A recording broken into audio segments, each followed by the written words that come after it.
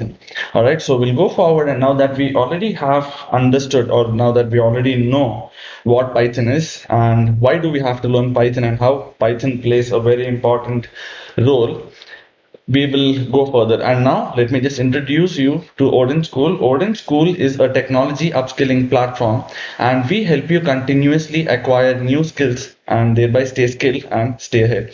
And my name is Varun, and I come with an experience of 7 years. And over this tenure of 7 years, I've been working as a developer and a trainer. And it's complete thanks to the kind of work that I've done. I have gained access to different tools like HTML, different tools like Anaconda and probably RStudio, and probably different exposure to different languages like HTML, CSS, JavaScript, and Python.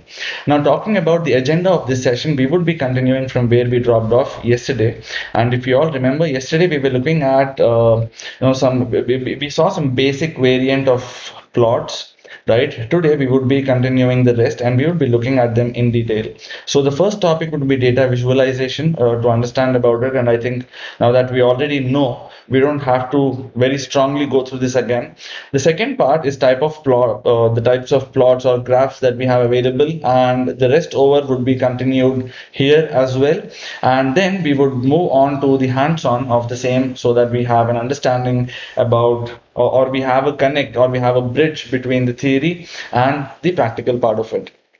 So let's go ahead and let us understand what data visualization is. Well, this is, you can consider the next 4 to 5 minutes as a revision of what we've already completed. All right, now we all know what data visualization is. It is replacing your textual or your numerical data with visual interpretation. Now, this visual interpretation could be to understand a trend, it could be to understand correlation, or it could be to understand the range, or it could be to understand the IQR. So there is a whole lot of purposes that you could use data visualization for. And if in any website, or if anywhere you see that data visualization is used only for this, then probably that definition needs to be rechecked. All right, so the definition is very broad when you talk about this specific module, and when we talk about other modules, like we also have other modules like data exploration, we have data manipulation, we have data visualization. Data visualization is a bit different as compared to the other two, because data visualization also, it's not just because it involves images, or because it involves plots, or because it involves statistics. It's also because of a lot of other things. It directly involves numbers. All right, and notwithstanding that, this directly involves usage of many other dependent libraries, for which you might need good understanding of what are the different packages available in Python. And then data visualization gives you a broad interpretation. Like when you're talking about data exploration, if you're finding out the mean, then you know that it is the mean of a data. And if you find out the mean, then you cannot understand what is the deviation, and you cannot understand what is, you cannot understand A, B, C, or some other things with respect to it. But when you're talking about data visualization, the arena is very broad here. The arena of understanding, or probably the arena of interpretation, is very broad. And how can we say that? It is because when you, let us take an example. Let us, even when you consider a simple box plot, a box plot gives you an idea of so many things. Right, you have the upper, you have the lower, you have the lower 25, upper 25, the mid 50, you have the interquartile range. We'll talk about box plot as we go further, but just to give you an example, we have also other kinds of plots. We have something called as a violin plot. Violin plot looks something like this, wherein it talks about the probabilities also. Okay, your violin plot could also look like this. I mean, it's not necessary that violin plot should only look like a violin. All right. I mean, yeah. So this is a violin plot. We have pie chart, we have histogram, we have n number of charts that we have available, right? And each of these have their own importance and are used for a wide range of purposes. They're all not meant to be used for the same purposes. Right, so we all know the difference between a bar graph and probably a histogram, wherein one is used for numerical data, and the other can be used for categorical, and there are some which can be used for both of them. So data visualization is more about understanding rather than just coming up with a graph and completing the task. It is being able to interpret the wide array of meanings that you have thrown open on your screen. Anyways, going further, now the next library, or the most important library that we have seen yesterday, was Matplotlib. Matplotlib provides the almost all plots or graphs possible that we can probably work on at a basic level. All right, now this does not mean that you wouldn't be able to work on graphs which are complex or graphs which are good. That is a very wrong interpretation. I just mean to say that you don't need graphs like Seaborn to come up with simple plots, because Seaborn, as you can see, it is used for good styling, or it is used as and you can say that Seaborn is an advanced version of Matplotlib. I think that is how I would probably summarize it. The next one you have is Pandas visualization. This is also built on top of Matplotlib. All right, then here you have ggplot and plotly. Now, guys, these two plots which you see here, or these two libraries which you see here, so the first three libraries belong to Python, while the second set of two libraries belong to our language, and I'm sure by now we all know that. All right, now in ggplot2 you have within ggplot a library, you have ggplot2, and gg is abbreviated as grammar of graphics. And when we talk about graphics, it is something which is directly related to visualization, right? So that's the thing here.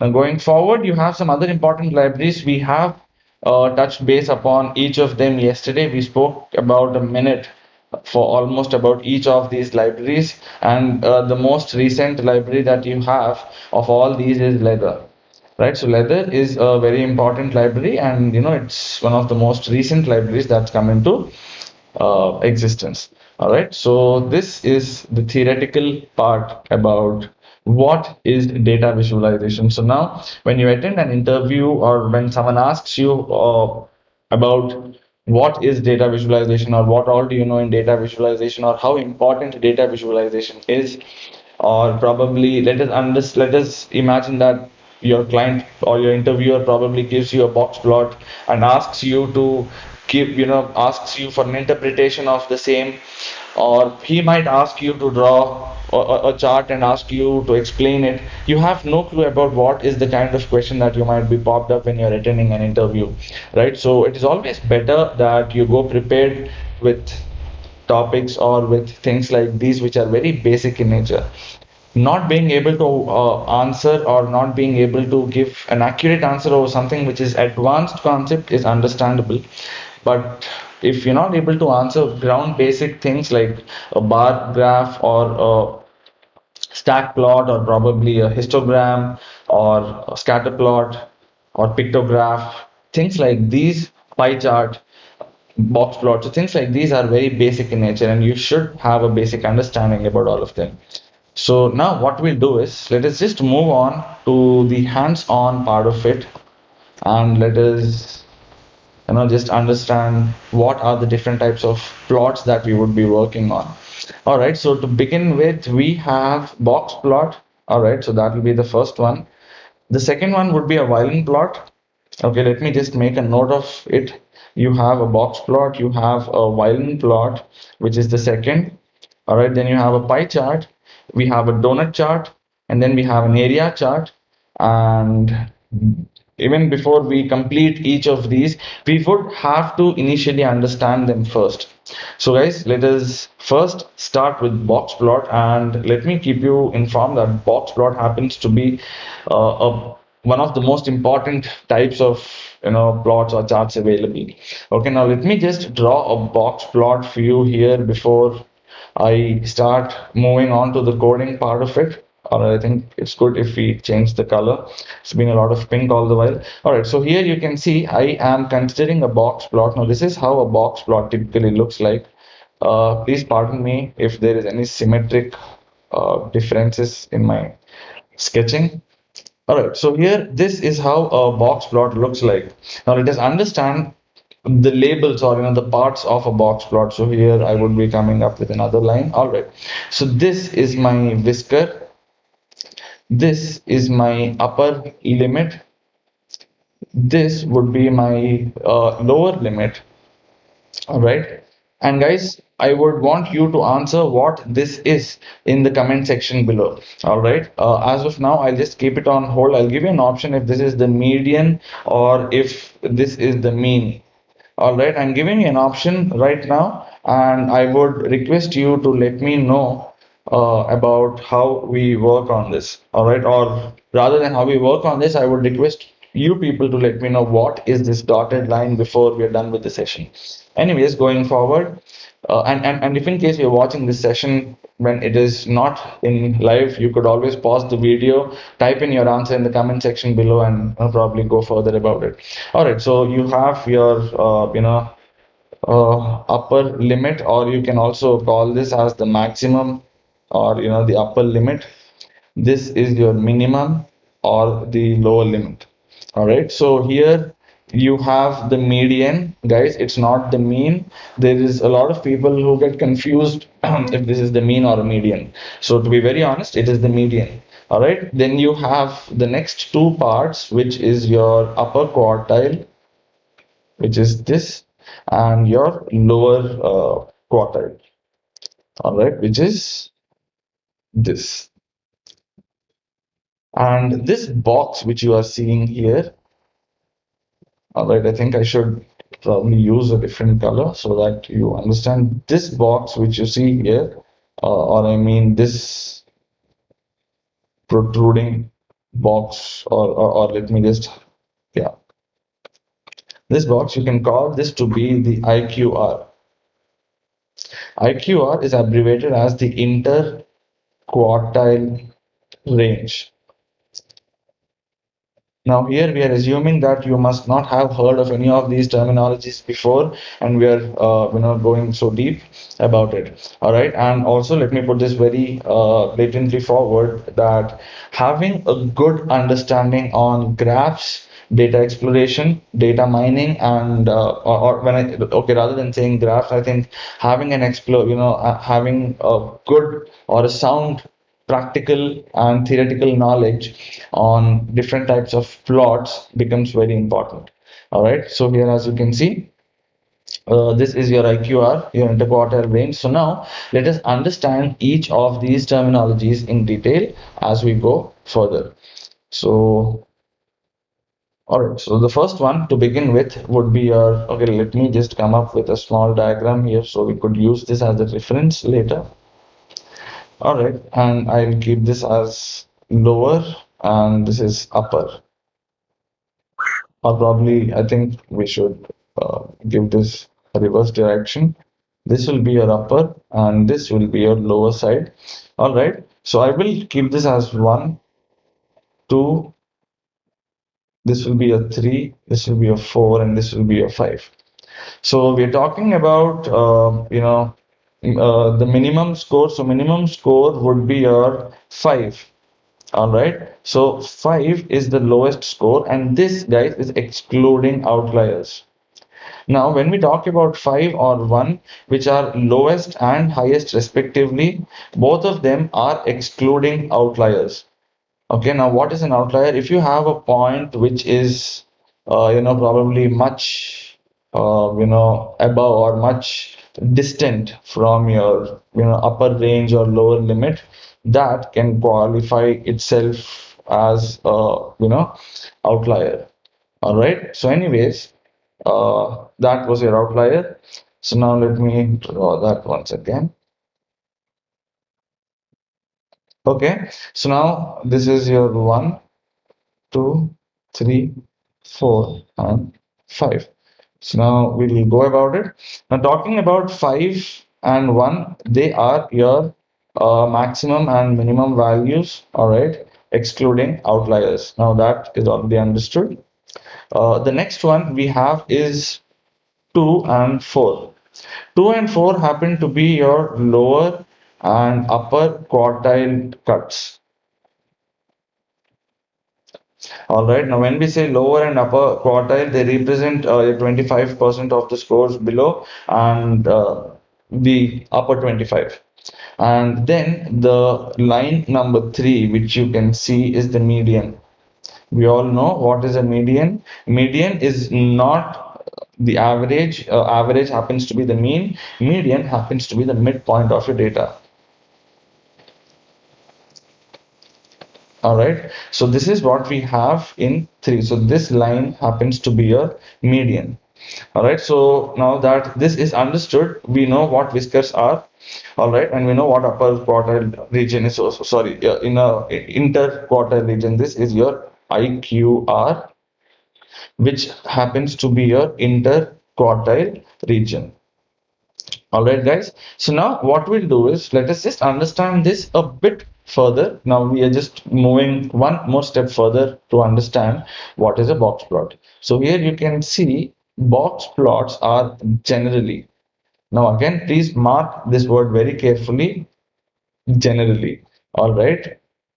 They are divided into 25% cuts. So this is my first 25, this is my second, my third, and my fourth. All right. Now, even if you talk about a pie chart, all right, even pie chart would represent a whole area of 100, right? That's exactly what we try to do in box plot 2. All right, so now I hope that the next point is also understood. Now we'll understand how are box plots very useful. Okay, so point number 1, first things first, they are useful as they show the average score of your data. All right, now how do we know the average score? It can be known within, it can be known by the line which divides the box into parts. All right, then the second one. The second one is they talk about the skew. Now, for all those of you who have heard this term for the first time, skew can also be understood as the distribution of your data. All right. Now, when we talk about a skew, there, let us understand the 3 different types of skew we have. Would be great if you can make a note of this also while looking at it. So here, let me draw my first. Okay. Now let me draw my second,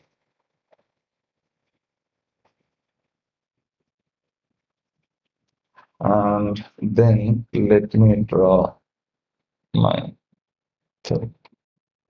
All right. So here you can see I have 3. All right. Now this is exactly in between. This is a bit onto the left, and this is a bit onto the right.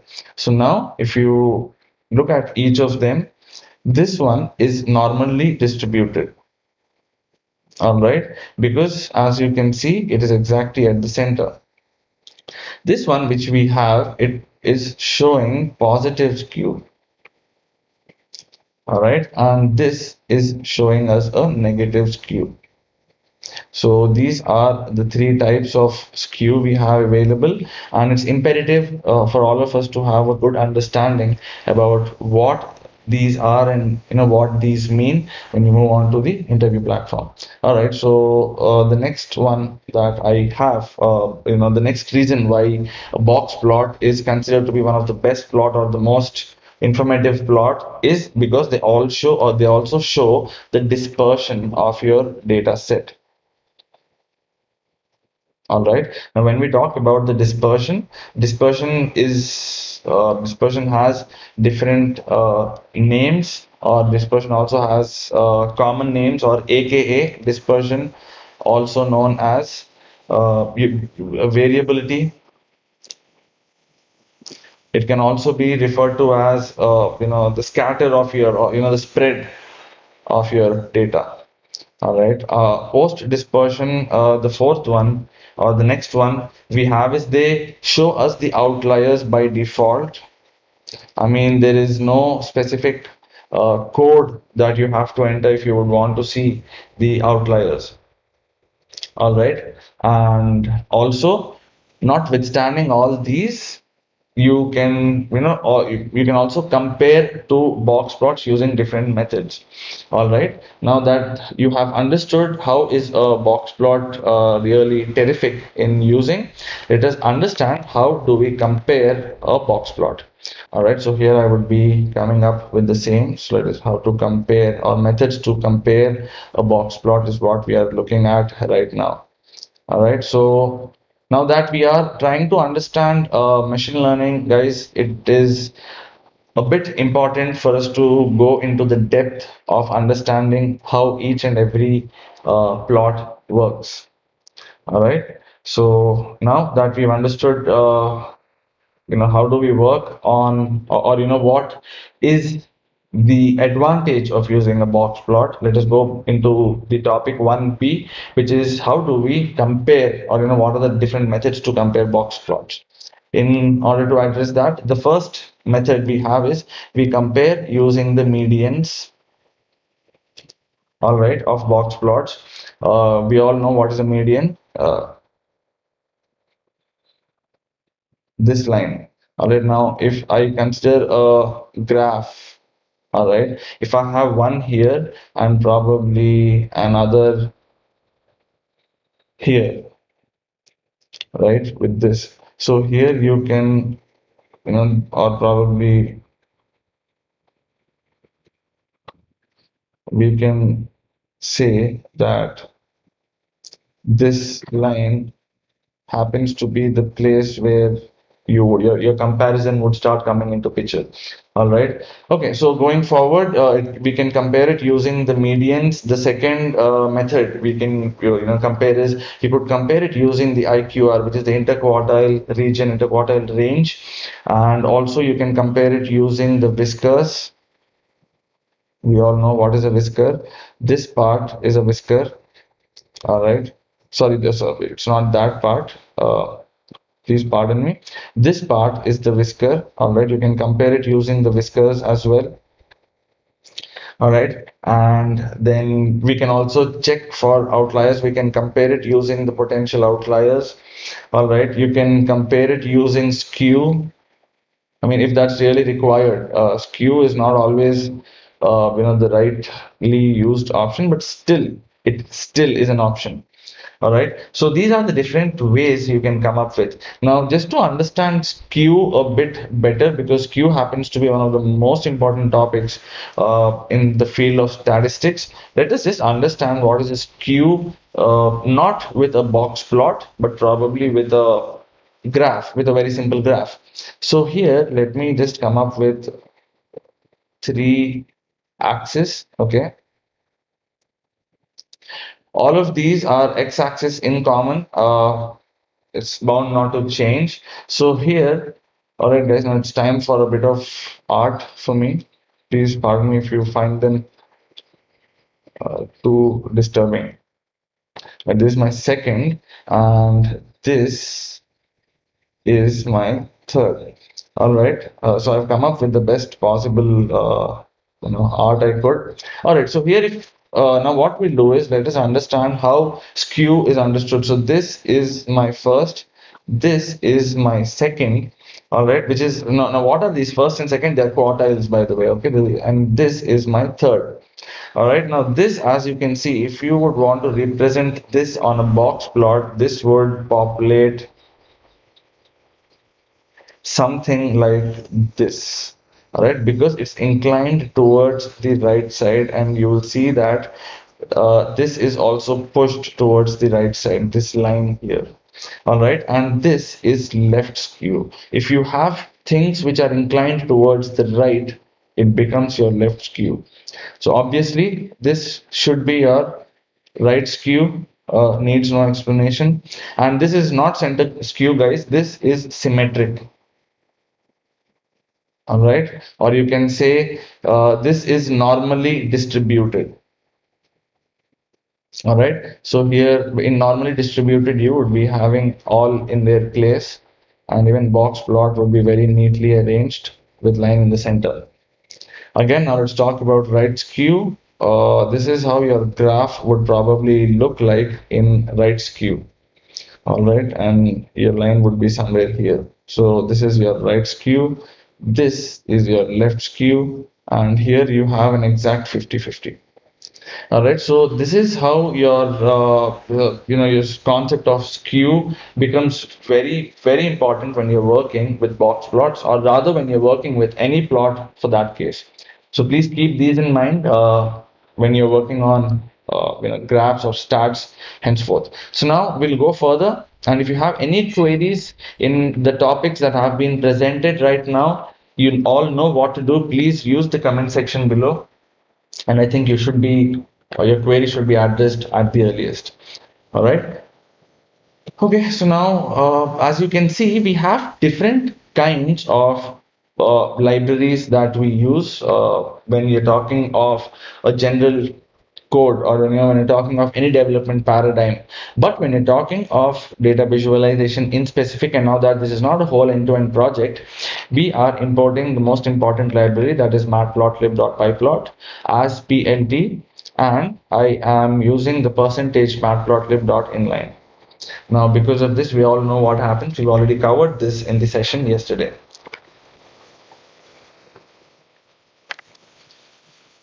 So as you can see, this diagram is my box plot. And now I think you should be very easily be able to understand what is what. These dots are my, okay, this is one. I'll just, name, give them a number, and probably I would love it if you could answer what is what after I mark them, so that it'll be a good revision for you, and it'll be a great happiness for me knowing that you people have actually heard. Okay, so now I expect that you must have put the video on pause and you have started answering these. Now that this is a practical, or this is a real time representation of all my diagrams, it is now understand this is your upper limit. All right, this is your median, this is your mean, this is your whisker. Sorry, five is your whisker, guys. 5 is my whisker. Then this is my upper quartile. All right, and 1 is my outlier. Even this is an outlier. All right, so we have a couple of outliers on this plot, and we'll see what an outlier is now. We'll have an understanding of that as well. All right, so going forward, so here what I'm doing is, let us now understand the code part of it, and I'm pretty sure after yesterday's exposure to data visualization, coding is something that you must have understood by now is not a problem. The major challenge, or the biggest adventure part, comes when you're learning about each of these graphs. So here, as you can see, I'm considering 3 variables, that is total, order, and discount. All right, and within my 3 variables, I am passing different set of individual numbers, and we can see, I mean, even if you take a look at your data set, you can identify that 70 happens to be a data number which is very different from all other numbers. It's way too high. The same is with order also. Here I see that 44 is a number which is much beyond all other numbers. But here I don't see a number like that which is hugely different, because I see 10, 20, I see 45, then 50 and 60 as well. So now when we try to kind of interpret the same, or we try to map the same onto a diagram, you can visualize this and we can now understand. See, you have 70 here, which is an outlier. Then you have 44 here, which again happens to be an outlier, because the last of your data, or the number prior to 30, the number prior to 44, or the number in ascending order prior to 44 is 30, and I don't find any number that's huge. But then when you talk about your discount column, which happens to be a third value here, or which happens to be the third box plot here, you can see that numbers are on an increasing trend. It is not wherein the numbers are significantly different from other numbers. So that is the reason why you see that this line is a bit onto the top. And we can also notice that all the plot, or all my box plots, my first one, second one, and third one, they're all skewed. So here you can see it is skewed. This one is skewed as well, and so is this, right? So yeah, this is the second interpretation that I have. All right, so now that we have understood the data set, I am now giving it, or passing it into a data variable, and this data variable is being passed into a list with with all these three variables that we've created on the top. All right, and then if you would want to work on the functionality part of it, then it is plt.boxplot. It is as simple as that. This is the only function which makes all of the difference. And here is my data, and this is the data which contains all these three columns.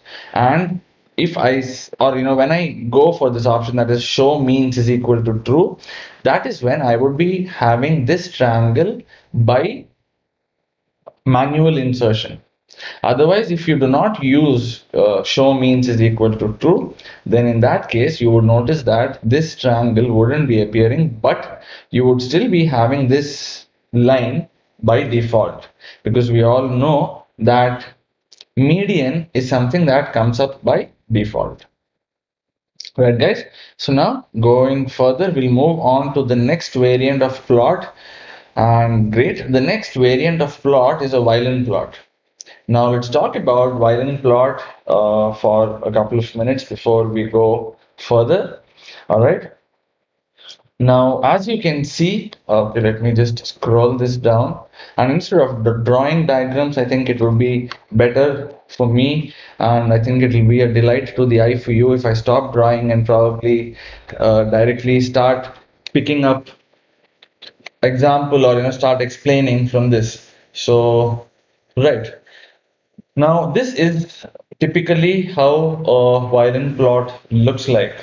All right, and violin plots, or this variant of a graph or a plot is generally used to visualize the distribution of your data.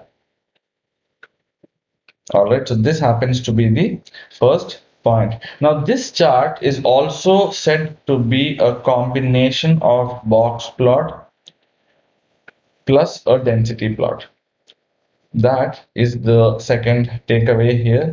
Now, you might be asked this question in interview, though I'm not sure about the usage that it has, in terms of your real time. When you enter into your official arena, you might not have used this, but then there still is a great deal of use with violin plot, though it's not very frequently used.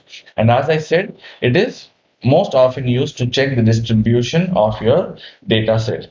Now here you can see that we have three lines. All right, now again, these three lines, as we can understand, they talk about the box plot, and this subsurface, or this region which you're seeing, this blue chunk of region, is an idea which is interpreted from density plot. All right, now just like how we work on, okay, let me just delete this. Okay, now just like how we work on box plot, it is the same here. These lines also represent the maximum, or the upper and the lower values. All right, and also they are visually pretty simple as compared to a box plot, and also they can be used in bimodal or multimodal distributions as well. All right, but here one of the biggest defect of violin plot, with respect to, again, I'm comparing this with respect to box plot, guys, I'm not talking about this in general, they are a bit noisier. Okay, now when I say noisier, I mean that they have a bit of more disturbance, or they have a bit of more approximation as compared to a box plot. All right, so that is why if someone asks me, this is my personal choice, if it is a box plot or a violin plot, and if distribution is not within the topic, then I would definitely choose box plot any given point of time. All right, so now let us understand the parts of a box plot. Now that we know what a box plot is and advantages and all, let's go ahead and understand the different parts that we have here. So here you have the median, you have the IQR also. Okay, so this region happens to be your IQR. This is your upper limit. All right, this is your lower limit. All right, and this which you're seeing, this this whole blue region, this is your density plot. This happens to be your density. Now we all know what is the formula of density. Okay, we don't have to go into the formula though. Now when I say density, you can say that density is the width, or you can also say that density is your frequency. I will keep it simple. We don't have to go into all that. I think this understanding is great to know right now when we talk about a density plot. All right. So yeah, I hope now that we've understood what is a violin plot, let us go forward and take a look at the coding aspect of it. And I think coding aspect is the most easiest, and this should not take time. Well, it's the same data set that I've copied from the top. It is the same data, guys. There's no huge difference, but I am coming up with this piece of function, which is violin plot. Here I'm taking my data. I'm using show means is equal to true, and I'm also using show medians is equal to true, by which I would be having them. Then we all know what is a title. We all know what a grid does. These lines which you see inside, right? These beautifully arranged lines that you can see is for our understanding. And why do we need that? It is just to make the calculation easier, or it's just to keep the. So here I know that this point is lying at 60 now, thanks to the line. Okay, so these are basic guides for us to understand the unit cut of your graph or your plot. All right, so now going forward, we'll move on from violin plot to pie chart. I'm sure we all know what is a pie chart. Pie chart needs no explanation at all. Pie chart is, I think, in fact, since childhood, the most worked and the most used kind of a chart. I mean, pie chart and histogram and box, but not box plot, though I agree. But I still assume that pie charts and histograms and bar graphs and line graphs or probably scatter plots are something that we all might have had good exposure to, right, from your schooling. All right. Now, going forward, let us understand what is a pie chart. Now, even before understanding what is a pie chart, let me just give you an understanding about what are the different pie charts we have in the first place. Okay, so I'm coming up with the types of pie charts. You might want to make a note of this. Now, when we're talking about pie, we have a simple, we have a 2D pie. A 3D pie is also available. All right, we have pie of pie charts, pie of pie, and we have exploded pie,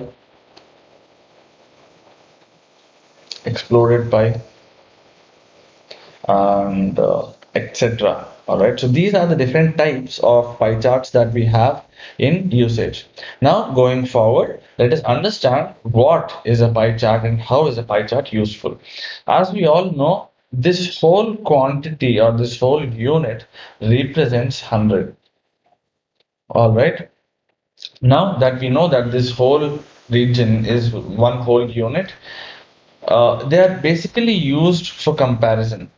The most common use or the best use of pie chart is to compare, and it is to compare what? It is to compare the contribution of each. All right, so the first point for which we use a pie chart is to compare. All right, the second takeaway about a pie chart is, it can contain only single numeric data series. Like you can say it can come, just one column in simple developer language or in simple terms. All right, the third one is each and every slice denotes the same. All right, now when I say denotes the same, each and every slice or each and every vector here, this is one, this is two, this is three, they all represent the same column. I mean, all of these must be belonging to the same column. All right, then these are compared. So yeah, this is a basic understanding. Well, there's nothing much to understand about a pie chart though. Okay, now we know these libraries. It is the same plt matplotlib dot pyplot as plt, and here these are the four labels that we have. Okay, labels can be compared to as the name column, and you can compare this as the size column. That is, I have 50 dogs, I have 45 cats, 60 wolves, and 80 lions, something like that. And because here we see that lion happens to be okay, I think I've just made a bit too shabby. And here, because we see that lion happens to be the vector or the label with the greatest contribution, that is 80. That is the reason why lion here also has a cut of 34%, which is highest. All right. So pie chart is as simple as that. Pie chart just gives you a representation of your uh, data set. All right. Now that we are done with pie, we'll move on to the next. Oh, cool. The next one is donut. Well, yes, pie chart and donut are literally in connection, or they are literally in association with each other. So when we talk about a donut, I would call it a pie chart with a hole. All right, but this is something what I call, and this does not change anything. Now talk about donut.